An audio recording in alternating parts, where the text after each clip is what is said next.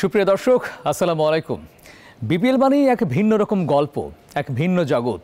যদি বিপিএলকে একটি মুদ্রার সাথে তুলনা করেন তাহলে মুদ্রার এই পিঠে রয়েছে আনন্দ, অন্য পিঠে রয়েছে কষ্ট বা দুঃখ। যে দল জিতে যায় তারা আনন্দের সাগরে ভাসে, আর যে দল হেরে যায় তারা মাথা নিচু করে খোঁজার চেষ্টা করে আসলে কোথায় ভুলটা ছিল। এই ভুল এবং শুদ্ধ করার সন্ধিক্ষণে রয়েছি আমরা বাংলাদেশ প্রতিদিনের ডিজিটাল প্ল্যাটফর্মে ইউসিএসআই ইউনিভার্সিটি নিবেদিত বিপিএল তক্ক অনুষ্ঠানে। আমি আলমগীর আপনাদের স্বাগত জানাচ্ছি, সাথে ফ্যানদের নিয়ে। কিন্তু আজকে ফ্যানদের একটু মন খারাপ, কারণ এই ট্রফিটা খুব সম্ভবত এই দুই দলের ফ্যানের এবারে মনে হয় হচ্ছে না, কারণ পয়েন্ট টেবিলের তারা একেবারে তলানিতে রয়েছে। বরাবর মতো এই আয়োজনে আজও আপনাদের স্বাগত জানাচ্ছি। শুরুতে আমরা পরিচিত হব আমাদের দু দলের ফ্যানদের সাথে।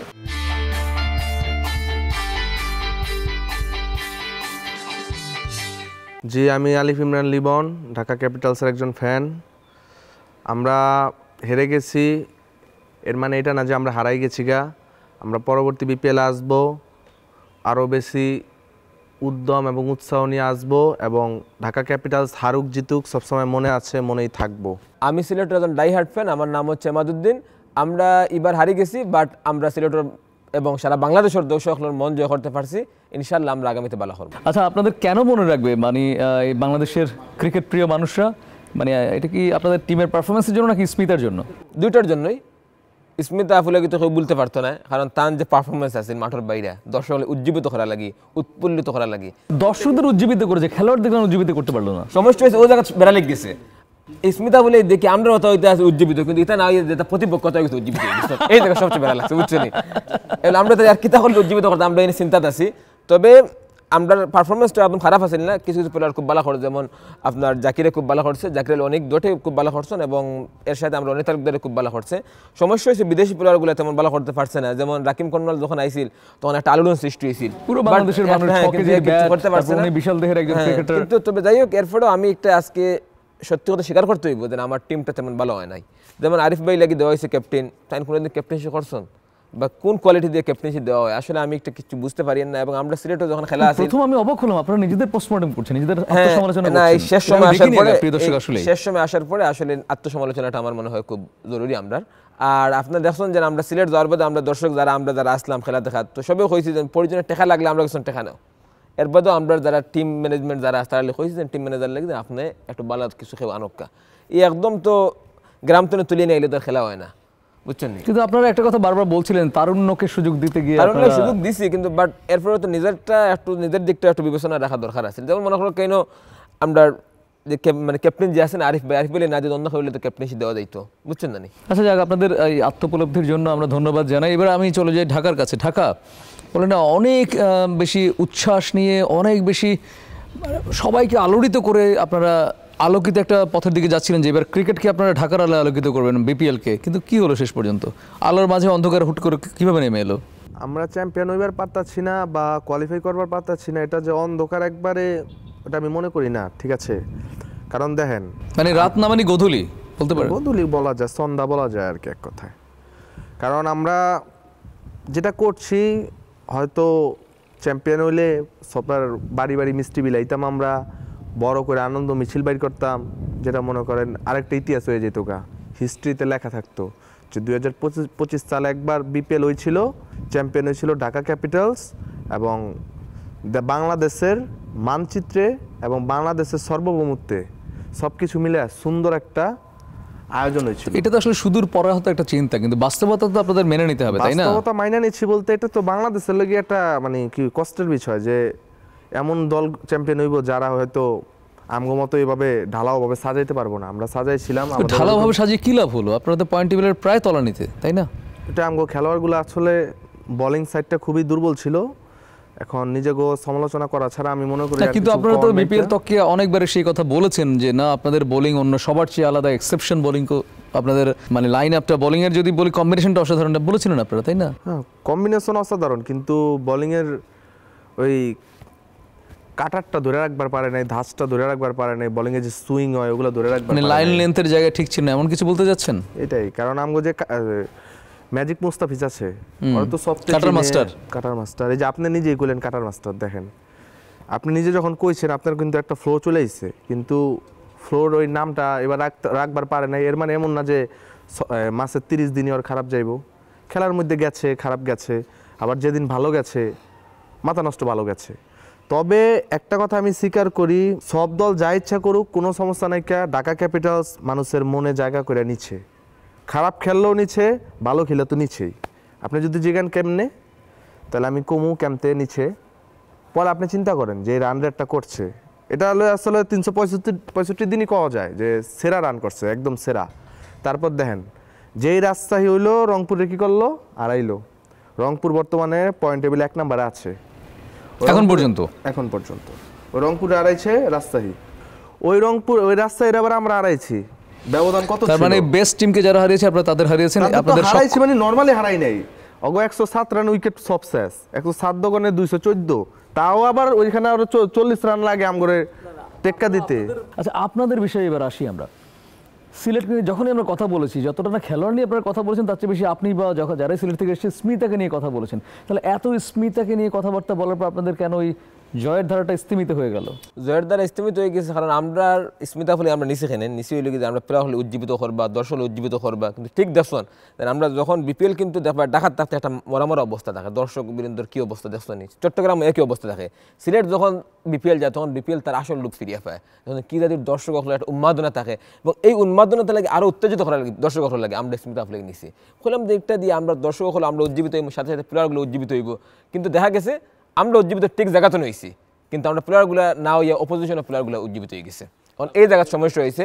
তো এখন আলমগীর ভাই আপনার মাতির এই না, আমি তো মারতে পারি না, আজকে খুব দুঃখ লাগে। একটা আপনার সামনে রাখছেন ট্রফি, একটা বুঝছেন, একটা কিন্তু আমার জ্বালা দলাই রাখছেন না কিন্তু আপনি, এটা আমি তো খুব কষ্ট পাই একটা দেখি, আপনি তো একটা না রাখতে পারতা আজকে, বুঝছেন নি? এখন আসলে ফাইনাল কাছাকাছি চলে আসছে, সবারই তো এখন দৃষ্টি ট্রফি আর রাখতে হলে তোমার লোক বহুত ভাই আপনার লোক অনেকদিন মাতিছি, বুঝছেন না, এই আমি বিপিএল নিমুগি, কিন্তু এখন শেষ সময় এদিকে আমি নিতে পারি না, এখন আপনারা বেশ মারতাম কি আপনার অন্তর্জাল আমরা বুঝতে পারছি। আপনি স্মিথের কথা বলছেন, আচ্ছা আপনাদের ক্ষেত্রে যে যে মানে ব্র্যান্ড ভ্যালু ক্রিয়েট করার জন্য আপনার শেষ মুহূর্তে অস্ট্রেলিয়া থেকে হঠাৎ করে আপনাদের এই ধরনের প্ল্যানটা কেন আনছে? আসলে সত্যি কথা বলতে সময়ের ব্যবধানে নিয়তির খেলায় তো আমরা হাইরে গেছি গা। এখন আমগো যে ফ্যান ফলোয়ার আছে ঢাকা শহরব্যাপী, ভাই ব্রাদার তো আছে, তো সবাই উজ্জীবিত করতে, একটা অবস্থান ধরে রাখতে যে না খেলায় আছে কি হয়েছে, খেলায় আর জিত থাকবোই, কিন্তু মনোবল আরাম যাইবো না, এনজয় করতে হবো, সময়টা এনজয় করতে হবো। খেলাধুলা তো বিনোদন, বিপিএল মানে বিনোদন, এটা আপনি বারবার করেন। আলমগীর ভাই এরা যখন তারা উজ্জীবিত হওয়া লাগে, তারা অস্ট্রেলিয়াতে মানুষ আনতে হয়েছে, তারা তো আমরা স্মিতা লিগে দেখতে পারতো, স্মিতা লিগে তারা উজ্জীবিত হইতে পারতো, আরে স্মিতা আনতে হবে ভাই। তোমার সমস্যা আছে, তুমি বুঝতেছো না, বাজেট যাগো হাই, এরা তো বাইরের থেকে আনবো, আমরা কি লোকাল লোকজন রাখুম নাকি মিয়া? কিন্তু বাংলাদেশের মেগাস্টার সুপারস্টার সাকিব খান যে ওই পর্যন্ত যায় বাইরে সিনেমা করতে, কিন্তু বাইরে যায় মিয়া, তুমি স্পিডা করে অ্যাড, তুমি স্পিডা করে মিয়া, কয়েকটা যে নাটক ফাটকের ছোটখাটো রিলস মিলস করে মিয়া, ভাইরাল মুভির মিয়া, জানো মিয়া বাজেট কেমন হাই হয় মিয়া? স্মিতা আপুর যে তার পেজ আছে, তার ভিউ দেখো কত খান, দেখবা কত ভিউ, কত সব মানুষ পাগল, সারা বাঙালি পাগল।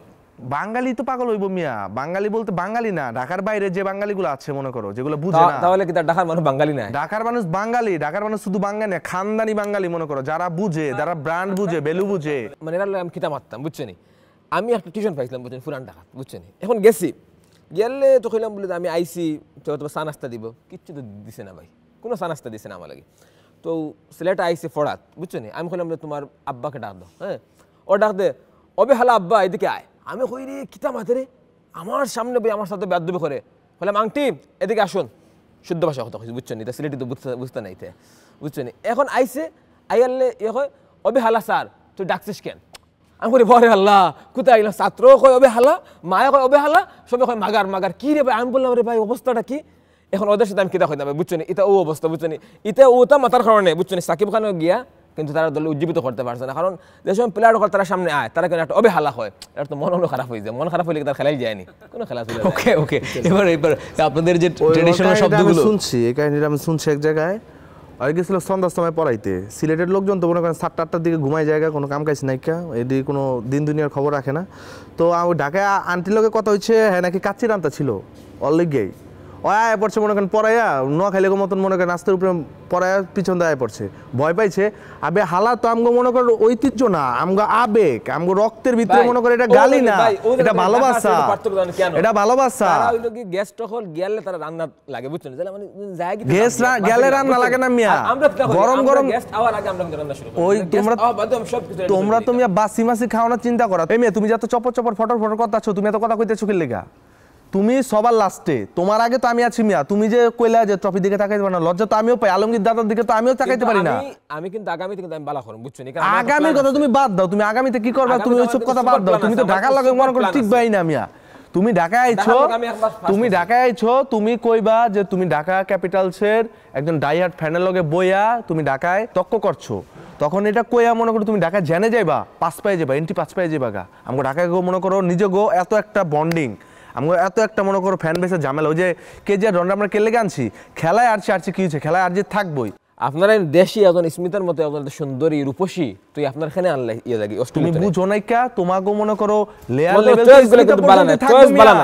অস্ট্রেলিয়া কই বাংলাদেশ মিয়া অস্ট্রেলিয়ার মনে করো অভিনেত্রী ওরা আনতে মিয়া প্লেন ভাড়া যেটা দেওয়া লাগছে ওই প্লেন ভাড়াই তোমাকে স্মিতার মনে হয় টোটালি দিচ্ছে আপনারা স্মিতা আপুর মতো এত রূপসী গুণবতী একজন সুন্দরী নারী তৈয়া এখানে আপনার অস্ট্রেলিয়াতে আনতে হইল গিয়ে আপনার দেশের উজ্জীবিত করা লাগে আপনারা এই যে টাকা কয়েকজন হেলিকপ্টারের তলে আর বিমানের তলে এই টাকাগুলো যদি আপনারা দলের মানুষের তলে কয়েলিতে আজকে চ্যাম্পিয়ন হয়ে গেলাম আর এটা কিতা আপনারা এটা মনে করছেন নাকি এটা অভিনয় মঞ্চ না কিতা এটা তো খেলাধুলার মঞ্চ ইনো আপনারা প্লেয়ারের তলে টাকা কইবা এখানে এই বাইরে না নিতে টাকা কয় আচ্ছা তোমার কথা ধরে লইলাম নাহলে আমরা অভিনয় একবার করছি পুরো খেলায় আমরা অভিনয় দিয়ে চালাই দিচ্ছি তাও তো আমরা তোমরা আগে মিয়া না খেলে তোমরা আগে তুমি কেমনে কও মিয়া তোমার কথা লগে কোন মিল আছে আগে হইছো কিন্তু আমরা তো সামনেতে আগে যাইমু আমরা এবার যেতে পারলেন না কেন এত ব্র্যান্ড ভ্যালু ক্রিয়েট করে কি লাভ হলো আপনারা সেই তলানি দিতে পড়ে রইলেন স্মিতা এই সেই এত কিছু করে লাভ নাই কি স্মিতারে মনে করো আচ্ছা ভাই মানুষ তো একবার তো পতন হইতে পারে রে ভাই একবার পতন হইতে পারে আমি তো 12টা ম্যাচে পতন এটা একটা সিজন কিন্তু একটা 12টা ম্যাচ আপনি 12টা সুযোগ সিজন একটা আমি এক সিজন খারাপ করছি আর সিজন ভালো করব এক মাঘে শীত যায় না এখানে মনে রাখবা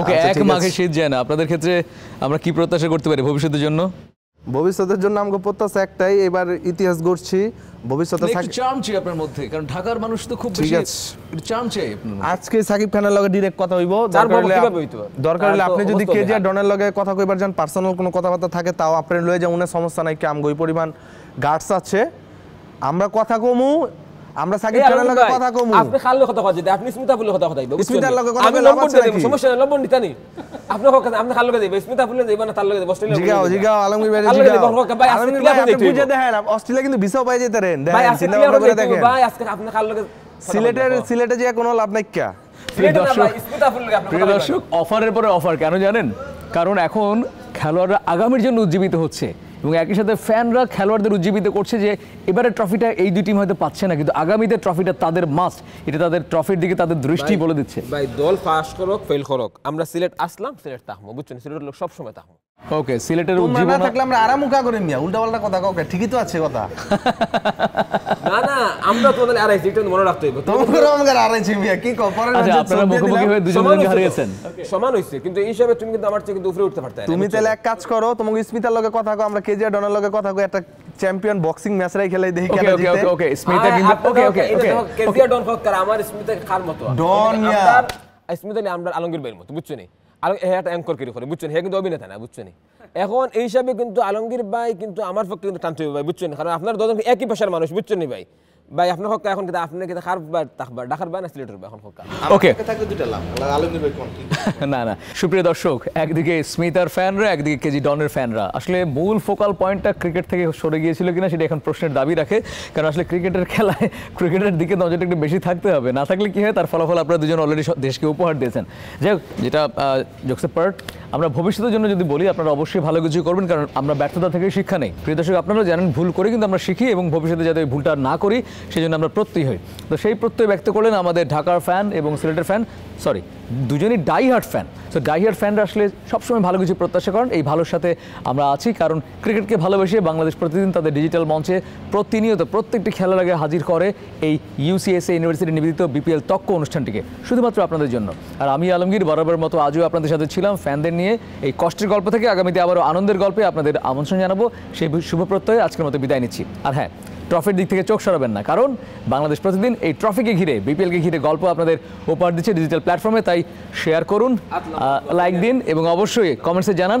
বাংলাদেশ প্রতিদিন থাকুন আমাদের সাথে। আসসালামু আলাইকুম।